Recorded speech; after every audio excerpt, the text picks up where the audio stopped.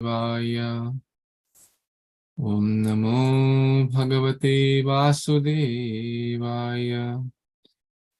Narayanam Namaskrityam Naram Chaiva Narottamam Devim Saraswatim Vyasam Tato Jayam Udirayet. Nashtaprayeshu Abhadreshu Nityaṁ Bhāgavata-sevayā. Bhagavati Uttamashloke Bhaktir Bhavati Nishtaki.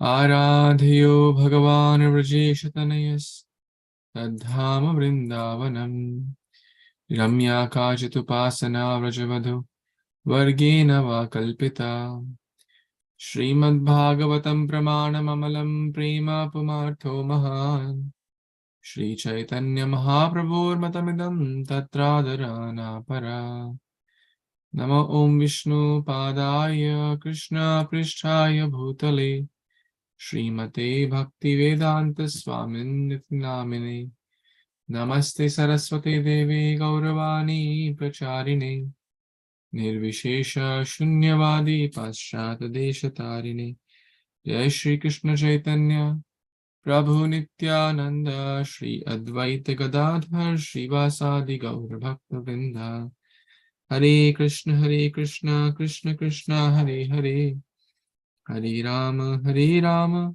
Rama Rama Hare Hare Vanchakalpatarubhyascha kripa sindhubhya eva cha patitanam pavanebhyo vaishnavebhyo namo namaha. Hare Krishna. Thank you so much, dear worshipable devotees, for joining. So I see Baldev, Seva Prabhu, Raghu Prabhu, Varun Prabhu, Nandan Kishori Mataji, Baswati Mataji, and Philip Prabhu. Thank you so much for taking out your valuable time to read here Bhagavatam together. So we are almost at the end of this chapter in Canto 10, chapter 20. We have covered till text number 45. So the last 4 verses till text 49, we are going to cover today in our reading today from 46 onwards. This chapter is entitled The Rainy and the Autumn Season in Vrindavan. So let's continue from where we left yesterday, which is text number 46.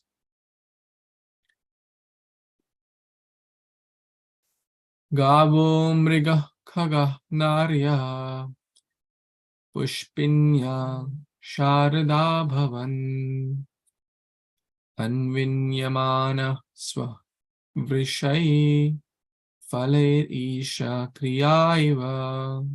Translation and purport by the disciples of His Divine Grace, Abhishekana Aravinda Bhakti Vedanta Swami Prabhupada, Srila Prabhupada Ki Jai.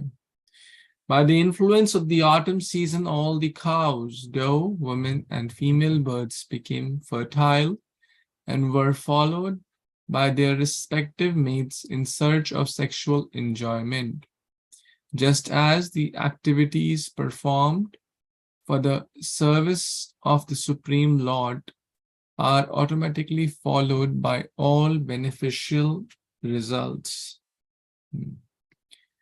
Purport. Srila Prabhupada comments on the arrival of the autumn season, all the cows, deer, birds, and females in general become pregnant, because in that season generally all the husbands become impelled by sex desire. This is exactly like the transcendentalists who, by the grace of the Supreme Lord, are bestowed with the benediction of their destinations in life. Srila Rupa Goswami has instructed in the Upadeshamrita that one should perform devotional service with great enthusiasm, patience, and conviction, and should follow the rules and regulations, keep oneself clean from material contamination, and stay in the association of devotees. By following these principles, one is sure to achieve the desired result of devotional service. For he who patiently follows the regulative principles of devotional service, the time will come when he will achieve the result, as the wives who reap results by becoming pregnant. Om Tat Sat. So In short, in this verse, we see that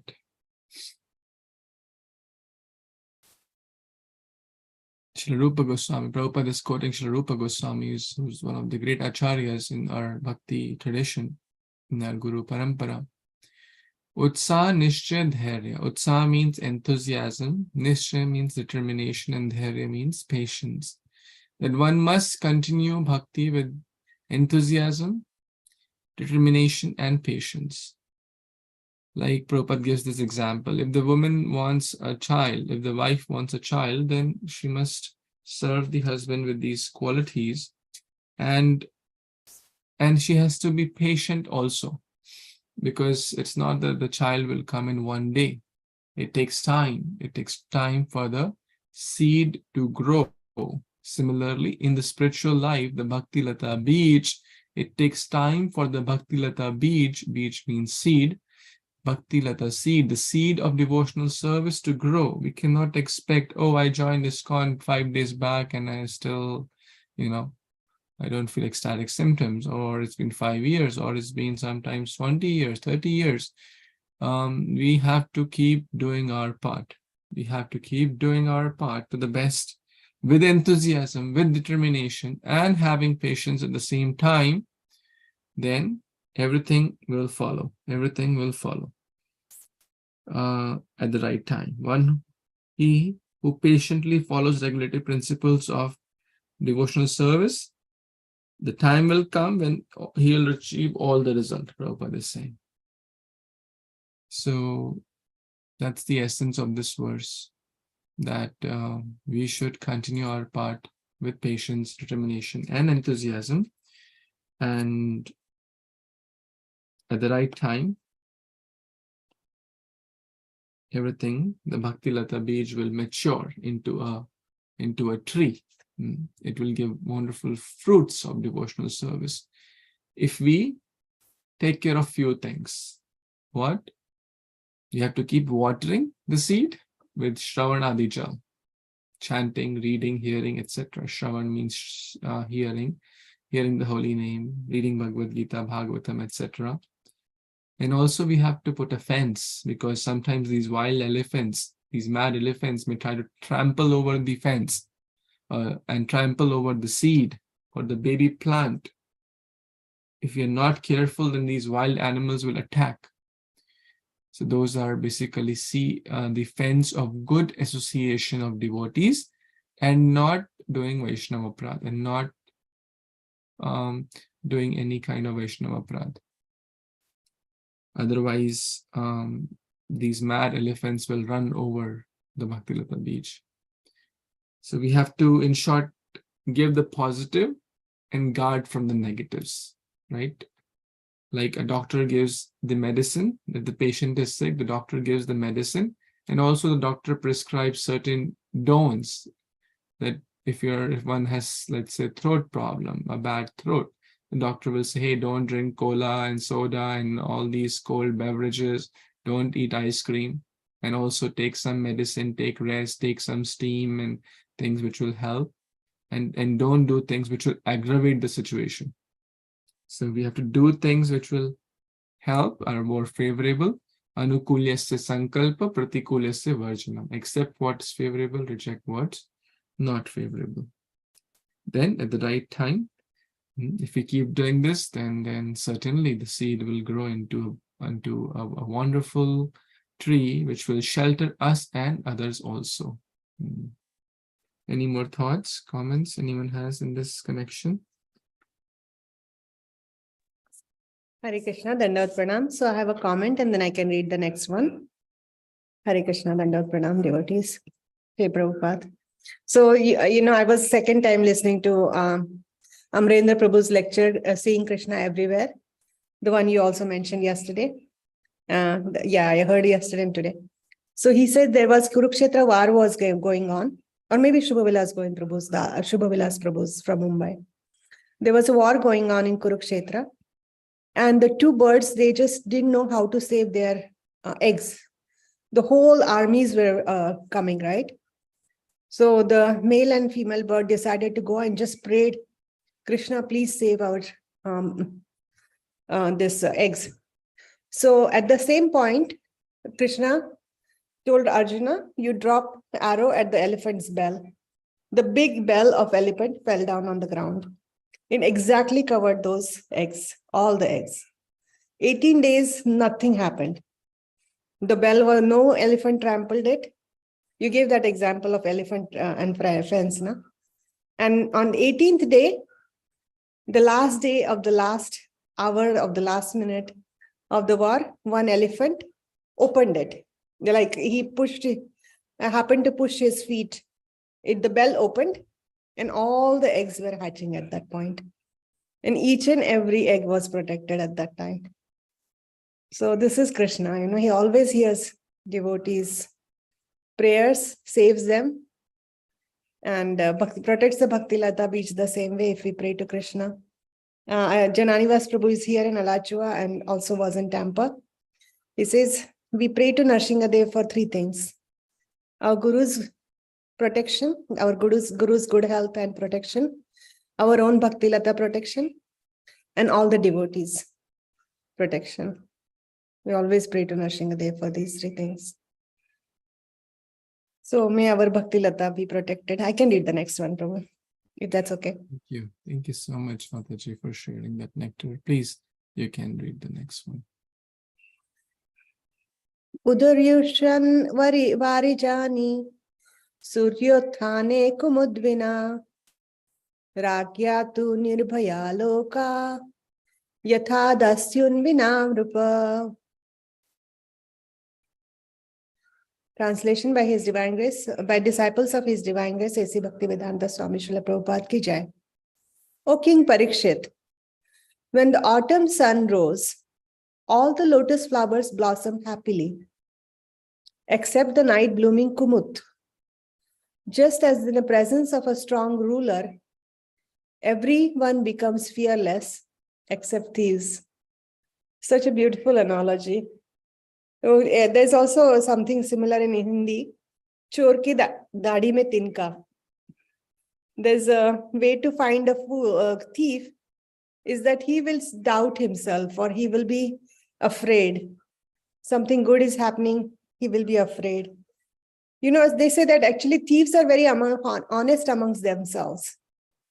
They try to be, ye dhanda ka, there's one famous Hindi dialogue. ये धंधा बेईमानी का है लेकिन करना पड़ता है ईमानदारी से. So they will have there's a conduct amongst thieves themselves too, because it's a very serious thing, otherwise you'll lose your life in a second. And they are all afraid of the police. They always live in fear. And exact same difference between demigods and hellish planet systems, heavenly and hellish planet systems. Both are opulent, Bilva Sarga and Swarga Swarga. The only difference is in the Bilva Sarga, everyone is afraid. It says that anytime this particular conch shell blows and the planet in the Bilva Sarga, they get extremely afraid. So that's the main difference between thieves and good people, or demigods and demons. Back to you, Prabhu. Thank you very much. Hare Kṛṣṇa.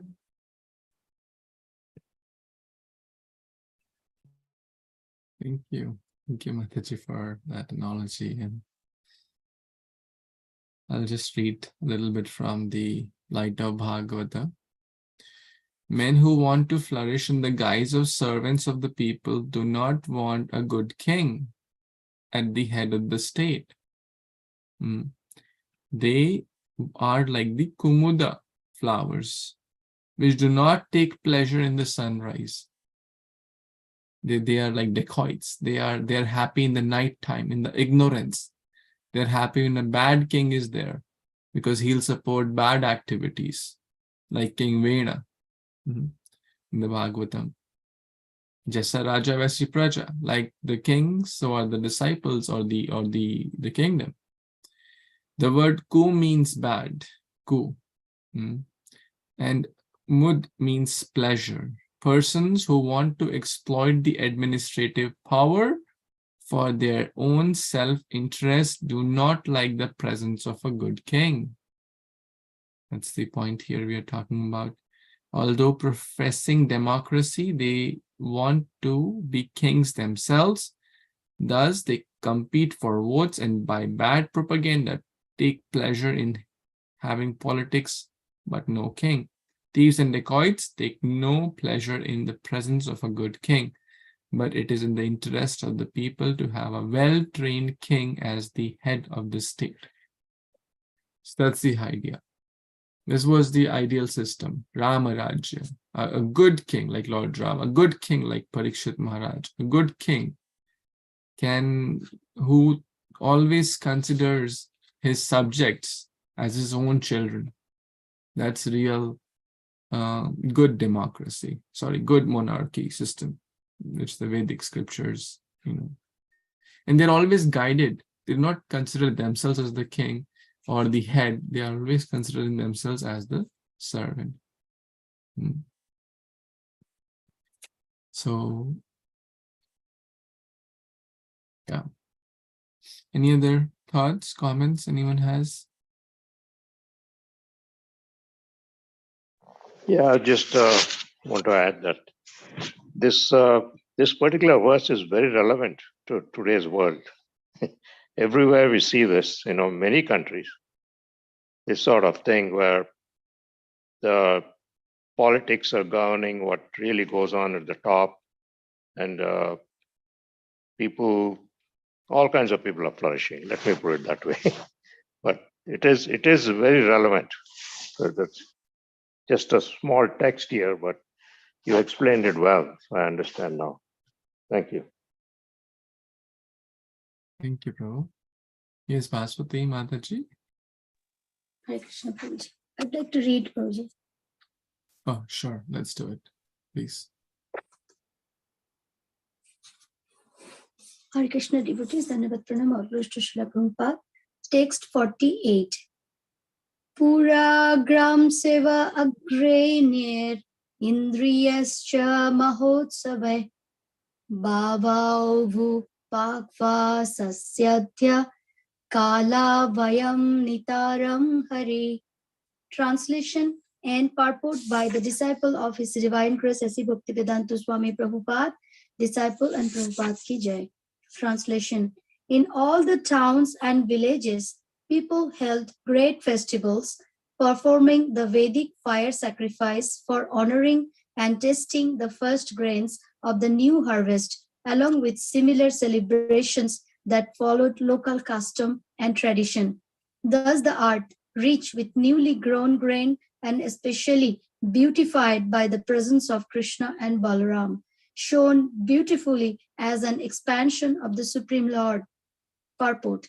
The word agranaya refers to a particular authorized Vedic sacrifice, and the word indriya refers to folk ceremonies that have somehow worldly objectives. Srila Prabhupada comments as follows. During autumn, the fields become filled with ripened grain. At that time, the people become happy over the harvest and observe various ceremonies such as Nabanno, the offering of new grains to the Supreme Personality of Godhead. The new grains are first offered to the deities in various temples, and all are invited to take sweet rice made with this new grain. There are other religious ceremonies and methods of worship, particularly in Bengal, where the greatest of all such ceremonies is held, called Durga Puja. So here, this beautiful purport, and from the Vedic era, when Krishna was present in this earth, and he was doing Lila from that time on, this grain festival is going on. So it's called Nabanno. In Bengal also, Prabhupada commented that in Bengal, we also celebrate this called Nabanno, the new grains, and we offered that first to the Supreme Personality of Godhead. So that's very nice that this today I just came to know that it's coming from that yuga when Krishna was in this art. So, and also here also explained about the Durga Puja, which is Bengal's greatest festival, Durga Puja. So we are from our childhood, we are celebrating Durga Puja. But now after coming to this Krishna consciousness, I learned that I would, when I'll do Durga Puja, I'll ask Mother Goddess Durga that please give me Krishna Prem, Krishna Bhakti. That I should ask from Mother Goddess Durga. Back to Prabhuji, Hare Krishna.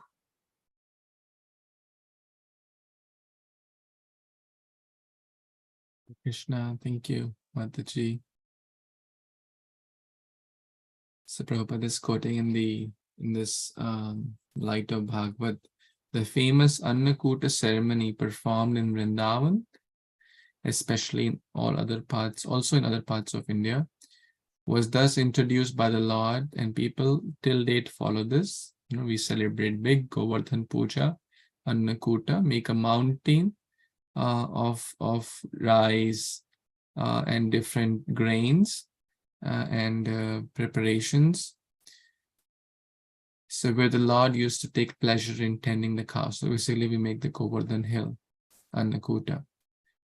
So, and now Anna Prashana. So the principle here is that the fresh yield has come, the fresh crops have come, fresh grains have come. And a devotee, all our devotees, and we're talking about Vrindavan here, right? The autumn and the rainy season in Vrindavan. They acknowledge that. They acknowledge to whom everything belongs.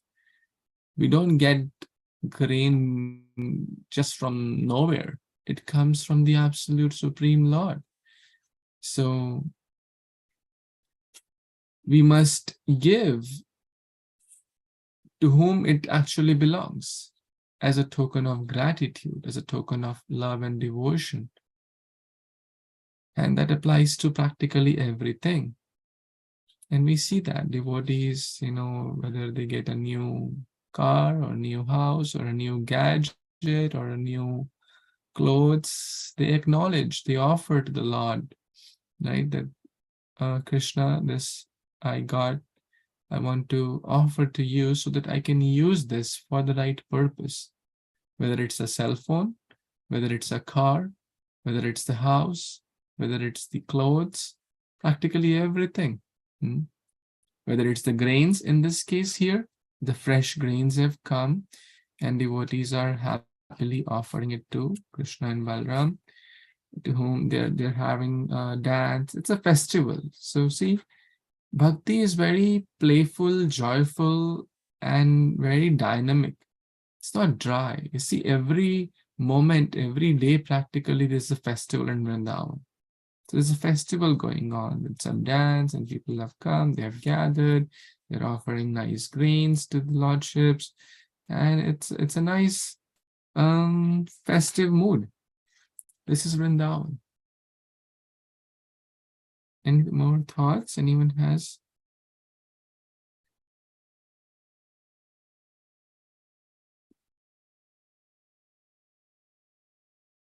The title for this verse is Acknowledging the Merciful Gifts of God.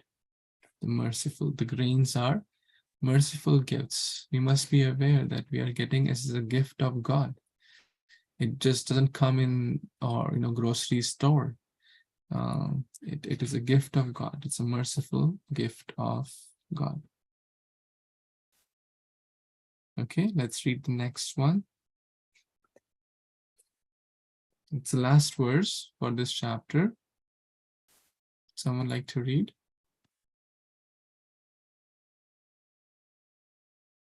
Shirama Mataji, you want to try? Or Swati Mataji, are you in a position? Hare Krishna. Yes, Prabhuji. Okay, please. Just 1 second.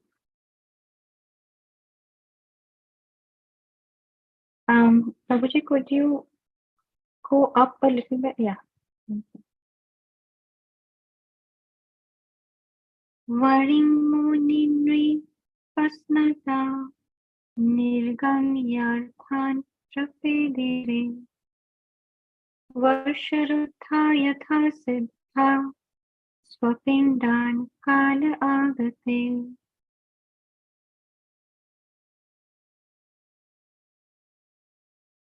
Translation by Srila Prabhupada, Srila Prabhupada ki Jai. The merchants, sages, kings, and brahmachari students, kept in by the rain, were at last free to go out and attain their desired objects, just as those who achieve perfection in this life can, when the proper time comes, leave the material body and attain their respective forms. Purport by Srila Prabhupada, Srila Prabhupada ki Jai. Srila Prabhupada comments, in Vrindavan, the autumn season was very beautiful then because of the presence of the Supreme Personality of Godhead, Krishna and Balarama. The mercantile community, the royal order and great sages were free to move to achieve their desired benedictions. Similarly, the transcendentalists, when freed from the encagement of material body, also achieved their desired goal.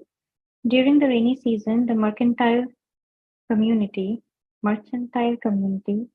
cannot move from one place to another and so do not get their desired profit. Nor can the royal order go from one place to another to collect taxes from the people. As for saintly persons who must travel to preach transcendental knowledge, they also are restrained by the rainy season. But during the autumn, all of them leave their confines. In the case of the transcendentalist, be he a jnani, a yogi, or a devotee, because of the material body, he cannot actually enjoy spiritual achievement. But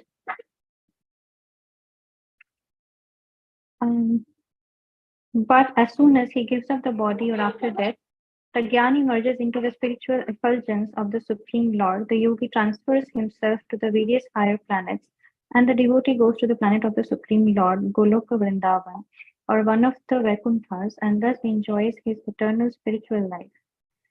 Thus end the purpose of the humble servants of His Divine Grace, A.C. Bhaktivedanta Swami Prabhupada, to the 10th Canto, 12th chapter of the Śrīmad-Bhāgavatam, entitled The Rainy Season and Autumn in Vrindavan. Hare Kṛṣṇa, Prabhuji.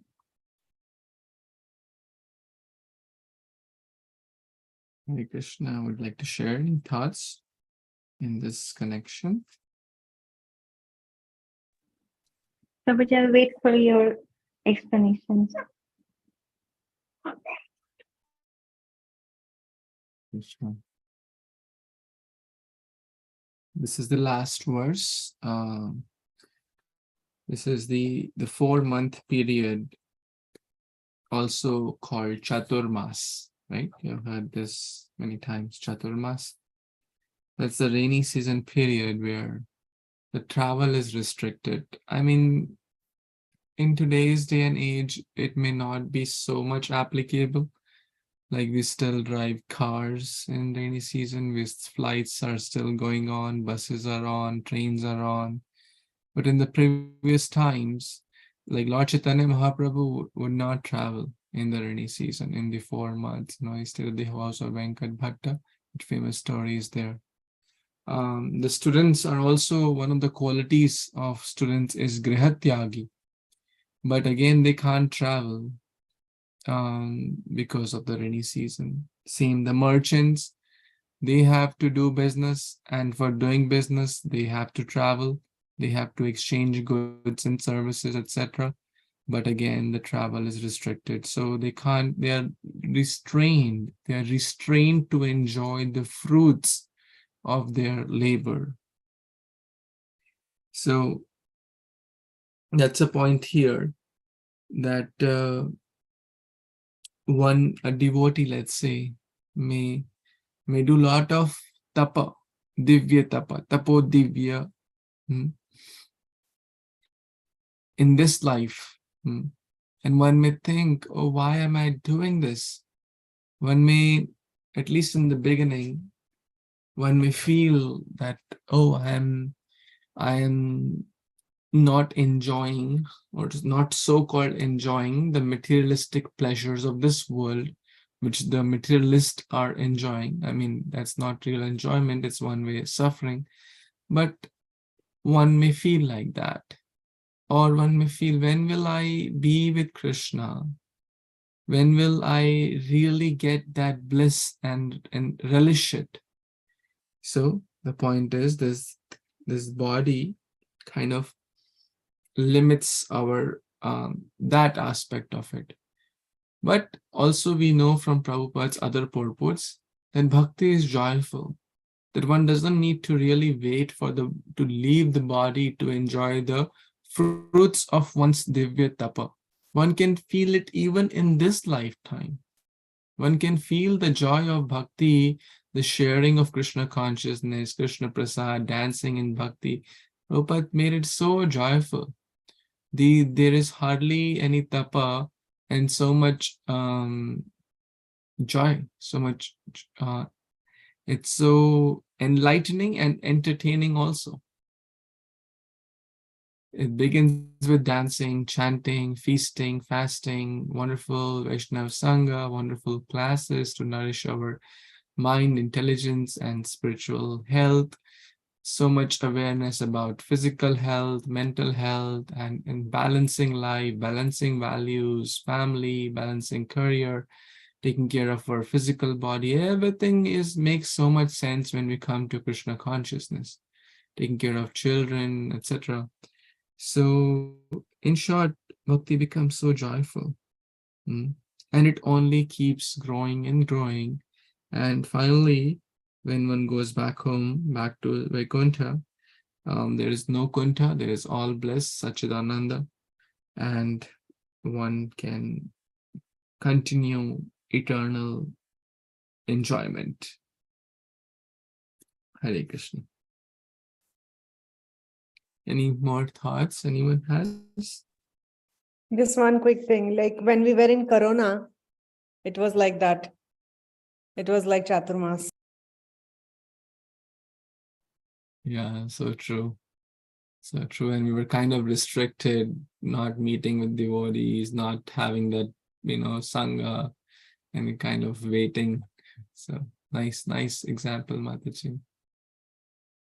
Or if someone is in a remote area, not able to travel due to some physical limitation or some other logistic limitation, and they're eagerly waiting, when will this period end for me? So I can again be with devotees, again be in that Sangha. So thank you. Any other thoughts anyone has?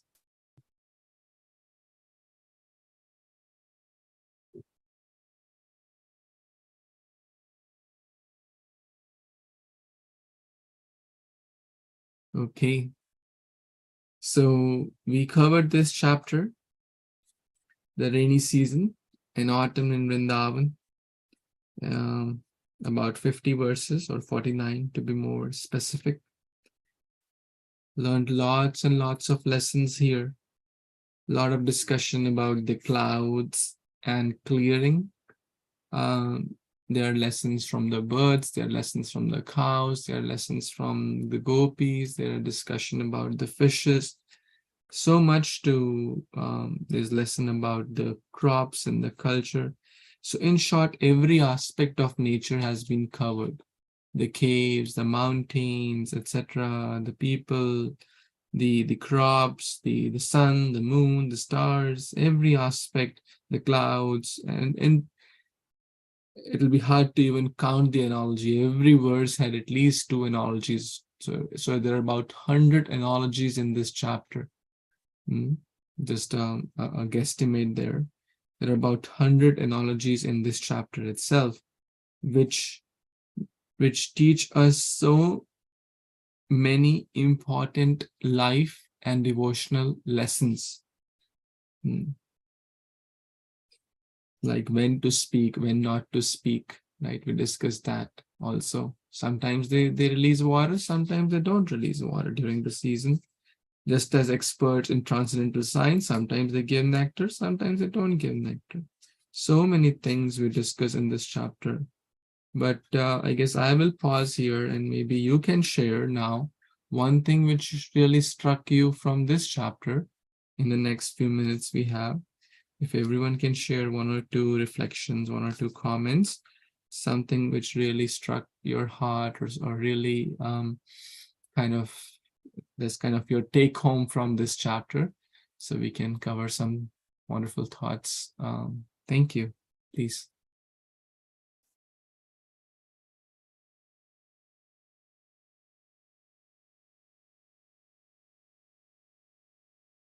So anyone would like to share anything which struck you from this chapter? Any like main take-home message you can say from this chapter? This is just before the Rasa Leela kind of chapters are starting.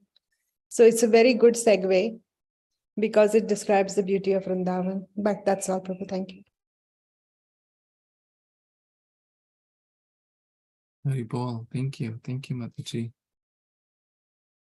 Anyone else? Prabhuji, if I may add, Yeah, I don't please. really remember exactly what it was, but just before last week, there was one verse which talked about Krishna's mercy, and there was one where you said that thunder, cloud, and I think it was air, and they represent tamasic, rajasic, and sattvic qualities. And then the next verse was where the verse was about nature, storm, cloud, but the message was that Krishna is merciful and we will receive his mercy. So that word, when you said that Krishna is merciful, it was very calming to me, and I felt really nice hearing it. But I'm sorry, I cannot remember the details of it. I will have to do. Very Bol. Thank you. Thank you for sharing that. Yes, Krishna is very, very merciful, the most merciful. Karuna ke sagar, Karuna nidhi, the ocean of mercy. And it is his mercy only that he has given us Bhagavatam. It is his mercy only he has given us Vaishnavas, Guru, holy places, festivals, chanting, Ekadashi, Janmashtami, etc., Bhagavad Gita, so that we can connect to him by all these wonderful opportunities. The Holy Prasadam, it's all expansions of his mercy. So, thank you. Very nice. Anyone else wants to share something? Any reflections, comments? Yeah. So the text 41 talks about controlling the senses, how the yogis control their senses. And just like farmers who erect mud banks to keep the water within. So this is relating to the bhakti, people who are advanced in Krishna consciousness can control their senses and do what they're supposed to be doing. On the other hand, people who are not as regulated will get involved in all kinds of material activities which are not conducive to bhakti. So that's something I got from there. So Thank you. beautiful. Thank you. Thank you. This also reminds me of this lesson from the Bhagavad Gita, that a tortoise withdraws his senses when they are not supposed to be used, or when it is time for danger. So tortoise example comes in the Bhagavad Gita, in chapter 2, text number 58. Maybe I can read that for our purification. I'll quickly open that. 2.58 in the Bhagavad Gita. One who is able to withdraw his senses from the sense objects, as the tortoise draws its limbs within its shell, is firmly fixed in perfect consciousness. So beautiful. Text 2.58. And then 2.59 talks about how we should engage in the higher taste. So not just withdraw from the wrong or have a boundary. Then I don't have to see that. I don't have to hear that. I don't have to watch that. Stuff like that. We have our boundaries like the farmers, and we discuss that those boundaries are like the regulative principles. Plus, we must engage in the higher taste because senses need something. The mind needs something. It's empty mind, devil's workshop, right? So we need some activity. We need some engagement. The nature of soul is to be active. So thank you, Prabhu, for sharing that wonderful point. Thank you. Yes, Sudhir Prabhu. Hare Krishna, Prabhuji, and yes, Prabhuji, very beautifully explained. So, Prabhuji, one point I like is, when there is in an ocean or rivers, there might be some sort of, like hurricane or flash floods and all. So the mind gets agitated. But, Srila Prabhupada says that, like the mountains, it doesn't matter how much agitation is going on, they will not get agitated. I like that point. Thank you, Hare Krishna. Very well, thank you. Like the mature yogi. Yeah. The immature yogi keeps shaking, right? Like myself. But mature yogi like Sudhir Prabhu, no matter what may come, he'll be fixed in his service. Getting up morning, chanting, doing so much seva, he's fixed like a rock. As we say, fixed like a mountain.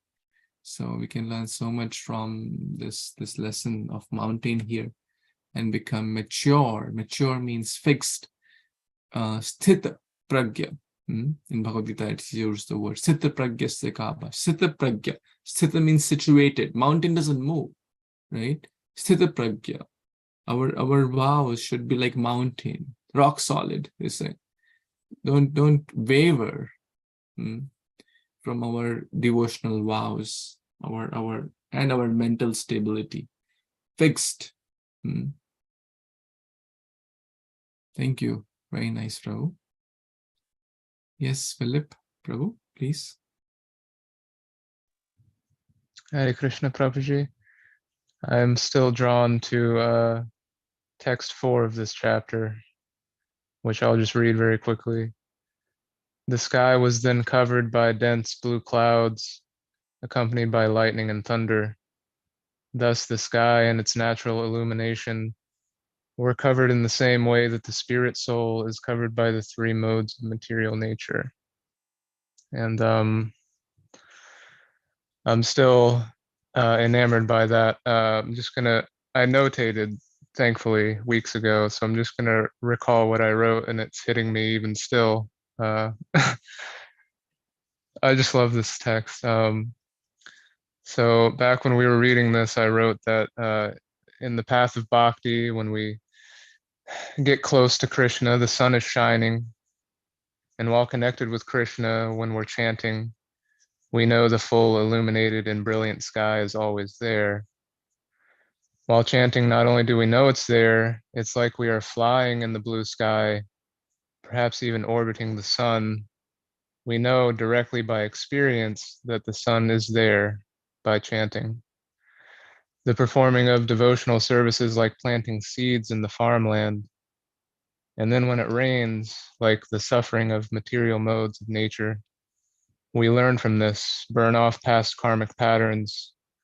And so even when it rains and the sky is covered, the clouds as tamas, the thunder as rajas, and lightning as sattva, we aren't worried about the material covering. We just accept rain as it must water the seeds we planted. And the harvest is like the burning off of karmic weight and deepening of bhakti. And from the harvest, we make prasadam and refine rasa. I love that. It started off this whole chapter and I still am just so drawn to it. Hare Krishna. Well, you have wonderful devotional skills to articulate and summarize the essence I noted that you covered most of the words used in this chapters: clouds, harvest, coverings, and everything, seed, rains. And in a beautiful way, you summarized kind of in a few lines covering the essence of the chapter. So thank you for sharing that. And in the form of your expression. I read recently a Prabhupada quote. Prabhupada said, "You must read my books and be able to explain in your words." Prabhupada said that. You read my books, understand, and be able to explain or paraphrase in your words. You know, we may not be able to remember every word by word, right? But understanding what Prabhupada is trying to convey here, what is the essence, and if we can repeat that in a time, place, situation, in a way based on time, place, situation, which not deviate from the essence, but in a way, in a paraphrase way. That's so I really like that quote. Thank you again. Anyone else wants to say something before we wrap up? So, Hare Kṛṣṇa Prabhu. So, the roads during rainy season is covered by the mud, grass, debris. So, same thing when the devotees, brahmanas, or people don't study religious scriptures, that also covered by the corrupted religion or corrupted ideas. But Prabhupada mercifully brought us back to that. Like when we to ask some questions to some, still when ask questions, they say, "Oh, my grandmother says that, my father says that." But Prabhupada brought us back to quote from the Gita, Bhāgavatam, with reference. Now, a lot of people, though they did not become devotee, but they're reading Gitas and understanding the meaning of life. And for devotees, we keep reading Gitas and Bhagavatam and again and again, listen again and again, and getting the right essence, and also using our life and helping others to fulfill their life. That all goes to Srila Prabhupada. Back to Prabhuji. Very well. Thank you, Prabhuji, so much. That is so true. Reading is very important. Very, very important. It's like our food for the soul. Devotees may take vow during their initiation for a while chant 16 rounds. But we may not take an official vow, or there may not be an official vow, but actually it is seen that those who read here regularly, long-term sustenance is through this.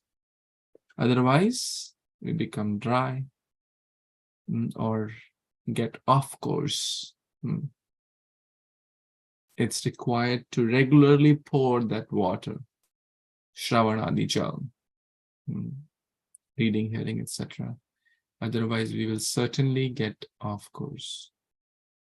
To gain spiritual knowledge, if you don't feed it regularly, we will starve. We will starve. Because sometimes we may see, oh, I have heard this somewhere. I have heard this in Bhagavad Gita. I heard something similar in chapter 19 also. This point is quite similar to Canto 9, chapter 8. Or this text is quite similar to Bhagavad Gita, right? We may see that all the time. And the answer is yes. But still we need to read it, because if we don't, then we'll get off track. It's kind of because the influence with Maya we're having every day, the interaction with Maya we're having every day, majority of the time, out of the 24 hours, how much time we're spending with Maya. This is basically our like recharging. So very, very much required. So thank you for emphasizing the importance of reading. That's the whole purpose of this group, to inspire each other to read Bhagavatam, and others, those who are also in touch with this group, to read Bhagavatam regularly. Nityaṁ bhāgavata-sevayā. Thank you. Anyone else wants to add something or tell?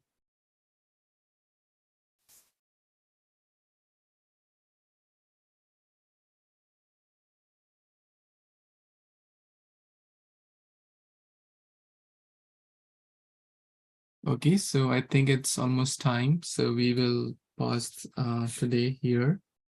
We covered this chapter, Canto 10, Chapter 20, the rainy in the autumn season in Vrindavan. So thank you for your wonderful association. Tomorrow we'll begin the new chapter, Chapter 21. Grantraj Śrīmad-Bhāgavatam Purana ki jai, Jagat Guru Śrī Prabhupada ki jai, Samaveta Gaur Bhaktivinoda ki jai, Vancha Kalpatarubhyascha Kripa Sindhubhya eva cha, Patitanam Pavanebhyo Vaishnavebhyo Namo Namaha. Thank you. Hare Krishna. Hare Kṛṣṇa. Hare Kṛṣṇa. Hare Kṛṣṇa. Thank you, Prabhuji. Hare Krishna.